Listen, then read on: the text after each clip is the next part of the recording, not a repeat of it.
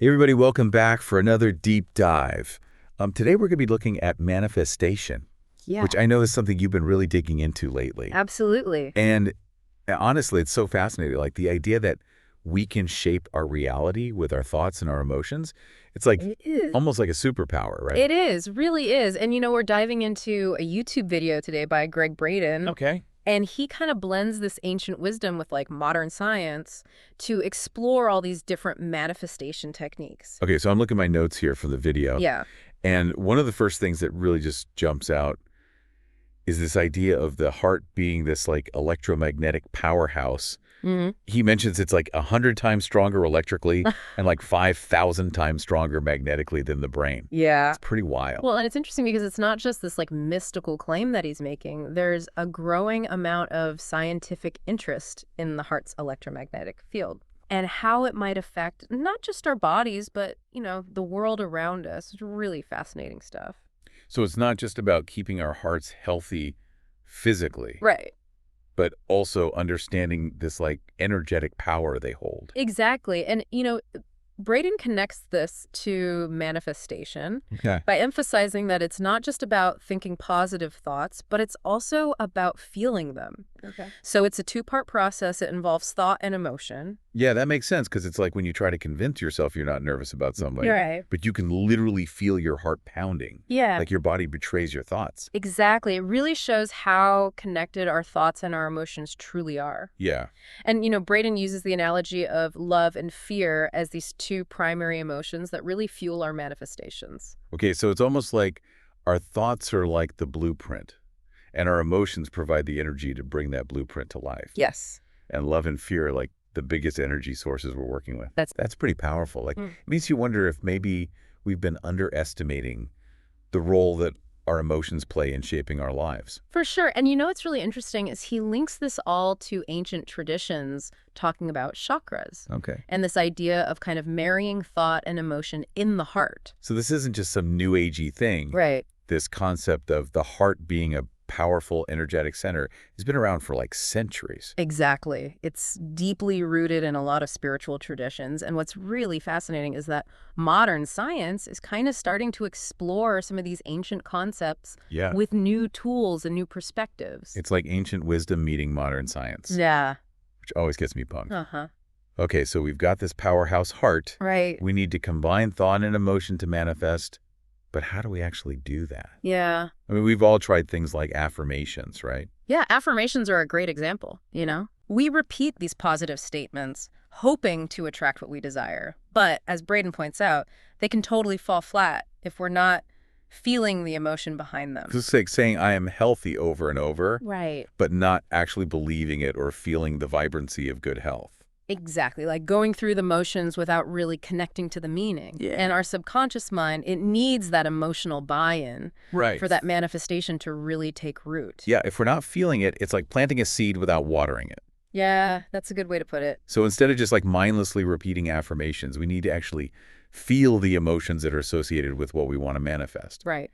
Braden suggests like focusing on the feeling of having what we desire rather than dwelling on what we lack. Yeah, that's a really key takeaway. Okay. So, like, if you want to manifest a new car, for example, don't focus on, like, the frustration of not having it. Instead, imagine yourself driving that car.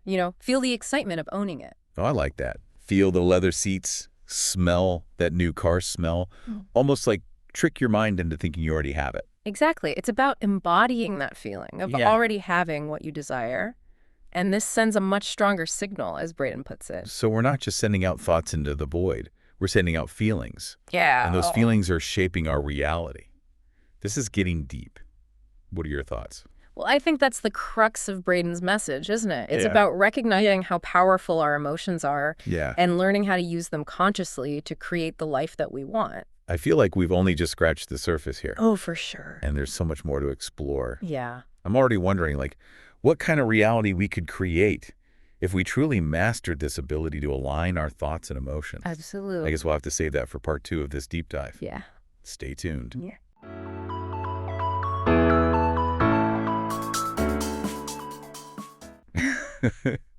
All right, so welcome back to our deep dive into manifestation. Yes. We're picking up where we left off with Greg Braden and his insights, we've already covered so much. We have. The power of the heart, Yes. aligning our thoughts and emotions, feeling those desired outcomes. It's powerful stuff. It is. Yeah. But I'm curious about how we actually bridge that gap between where we are now Right. and where we want to be. Well, that's a really great question, and that's kind of where things get really practical. Braden suggests using our imagination Okay. to create a vivid picture Okay. of what we want to manifest. So it's not enough to just wish for something in a vague way, No.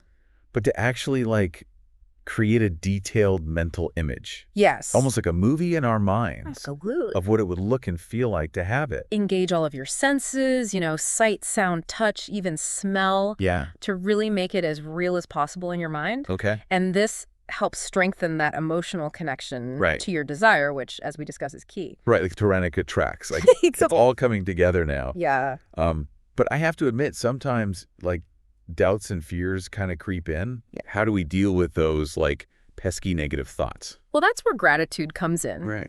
Braden emphasizes how important it is to cultivate a feeling of gratitude for what we already have. Okay, so gratitude seems to be a recurring theme in a lot of these spiritual and self-help practices. Yeah. And I've always wondered, why is it given so much importance? Well, think about it this way. When we're focused on what we lack, we're basically sending out a signal of lack to the universe. Oh. But when we appreciate what we do have, even the small things, we shift our focus to a place of abundance. So instead of saying, I don't have enough money, Right. you'd say, I'm grateful for the roof over my head and the food on my table. Exactly. You got it. And it's about acknowledging the good things in your life Ah. and feeling genuinely thankful for them. And it creates a positive vibrational state Right. that attracts more of what we desire, So if we're constantly dwelling on our fears and our doubts, Yeah. we're more likely to attract more of those experiences. Right. But if we're feeling grateful and joyful, we're more likely to attract positive experiences. Exactly. And remember, Braden talks about how our feelings are like magnets. Right, attracts. Exactly. It's all making sense now. Good. Okay, so we've got visualization, we've got gratitude, and we've got this idea of emotional alignment. Uh-huh. But what about practical steps? Yeah. Does manifestation mean that we can just sit back and wait for things to magically fall into our lap? Well, that's a really important point. Braden clarifies that manifestation is actually a co-creative process. Okay. So it's not about passively waiting for things to happen. Got it. It's about taking inspired action. So it's we're setting the intention, aligning our energy, Yes. and then taking steps that feel aligned with our desires. Exactly. Not just sitting around daydreaming, but actually doing something. Yes. It's about paying attention to the opportunities that are presented to you and taking action that feels good Okay. and aligned with your goals. It's like the universe is whispering guidance. Yeah. And we need to be open to hearing it Yeah. and then actually acting on those whispers. It's beautiful. I love that. Yeah, it's about cultivating a sense of trust, Yeah. that the universe is supporting us Okay. in manifesting our dreams. This is all very inspiring. Yeah.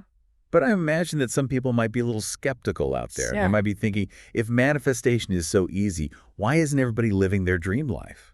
Yeah, that's a valid question. And it highlights that, there's some reasons why manifestation might not always work as smoothly as we'd like. And one reason is that we might be holding on to limiting beliefs. Okay. Limiting beliefs. What do you mean by that?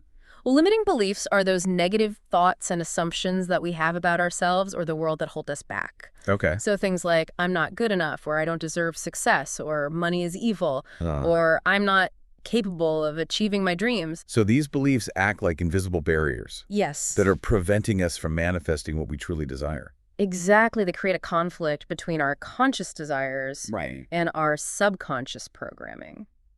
So how do we overcome these limiting beliefs? Yeah. Is it as simple as just thinking more positive thoughts? Well, unfortunately, it's often not that simple.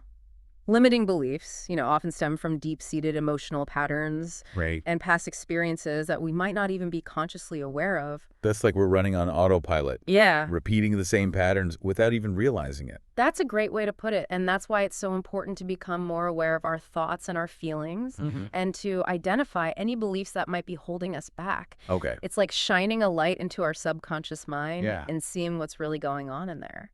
This is really insightful, but once we've identified those limiting beliefs, Yeah.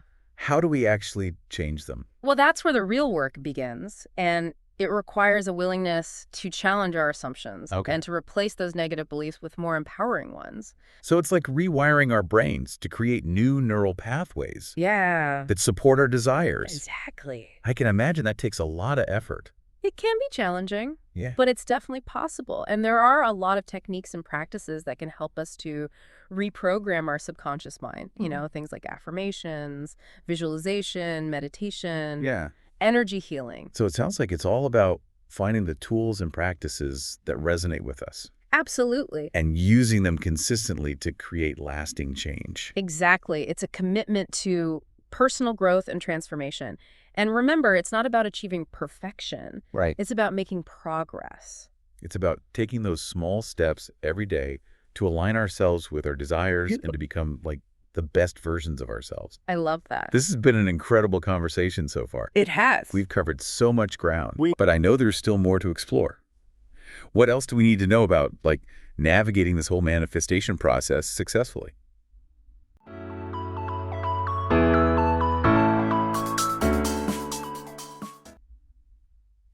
All right, so welcome back to our deep dive on manifestation. We've been really unpacking Greg Braden's ideas, and it's kind of wild, exploring the heart's power and aligning our thoughts and feelings and all that. It is a lot to take in. It is. Yeah. But with any powerful tool, I'm guessing there are some watch out for this moments when it comes to manifestation. Oh, yeah, absolutely. It's not as simple as just snapping your fingers and getting everything you want. Right. It's a process that requires patience and self-awareness and, really taking responsibility for your own energy. So what are some of the traps that people fall into when they're trying to manifest things? Well, one of the biggest ones is focusing too much on the end result without doing the inner work. Okay. It's like trying to build a house on sand, no foundation, Yeah. just hoping for the best. So it's not enough to just visualize what I want. I also need to look at those limiting beliefs or emotional blocks that might be kind of messing things up. Exactly. It's about taking a good look inward and being honest with yourself about your beliefs, your thoughts, your feelings. Mhm. Are they helping you move towards your desires, or are they actually putting up roadblocks? Like weeding a garden, you gotta get rid of those pesky weeds. Yeah, So the good stuff can grow. I like that. But what happens when you're doing all that inner work, Yeah. but you still hit a wall? Yeah. Things don't seem to be going your way no matter how hard you try. Right. How do we deal with those setbacks? Well, that's where it's really important to remember that the universe doesn't always work in ways that we expect. Right. What might feel like a setback could actually be a redirection towards something even better. Oh, like those times when you miss a flight and then you find out it got delayed for hours anyway. Exactly. Annoying at first, but then you realize you dodged a bullet. Exactly. It's about trusting that the universe has a plan, even when we can't see the full picture. Okay. And it's about keeping a positive outlook, focusing on the lessons that we learn from each experience, even the tough ones. So instead of getting discouraged, Yeah.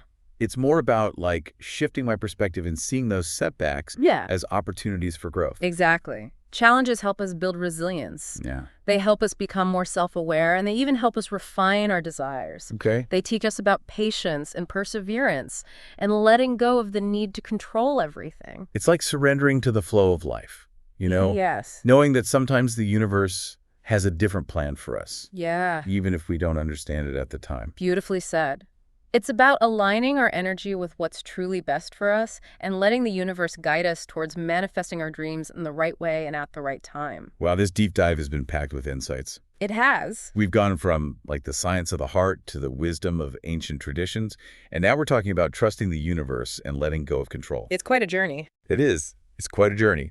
So as we wrap up, what's the most important thing for our listener to remember as they continue exploring this whole manifestation thing? I would say nurture the energy of your heart. Okay. Bring your thoughts and feelings into alignment and trust the journey even when it takes unexpected turns. Love it. Simple, powerful advice, and never underestimate the power of your dreams, right? Absolutely. The world needs those dreams to become reality. Well said. That's it for this deep dive into manifestation. We hope you enjoyed it. Until next time, keep exploring, keep dreaming, and keep manifesting the life you were born to live.